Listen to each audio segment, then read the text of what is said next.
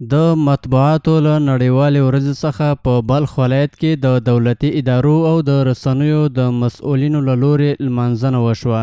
د اطلاعاتو کلتور ریاست د اطلاعاتو امیر په دې وروستیو کلونو کې د رسنیو لپاره د رامنځته شوو اسانتیاو څخه یادونه وکړه او زیاته یې کړه چې اسلامي امارت د بیان ازادۍ ته ژمن دی.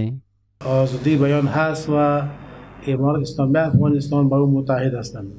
صورت‌ها خیلی خوب براشون ایجاد شده. رسانه‌هایی که باخداری قبلی داشتن یا جریمه شده بودن تمامشون معاف کردن. خوشبختانه ما در بلخ خیلی خوب فعالیت داریم، هماهنگی خوبتر با رسانه آزاد داریم، نشست‌های هفته‌وار داریم همراهشان.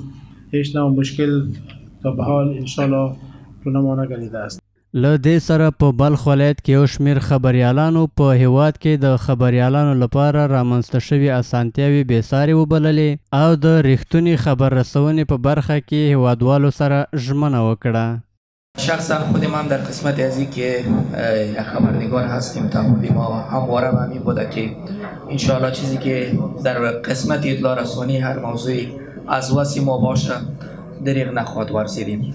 د بلخ مسؤلینو دغه زمینه برابره کړې ده چې خبریالان هغه ساحو ته سفر وکړي چې هلته واقعا په 20 کلونو کې خبریالان هلته نه دي تللي او د خلکو غږ ته انعکاس نه ده ورکړی. دغه زمینه نن ورځ مساعده شوې ده خبریالانو لپاره.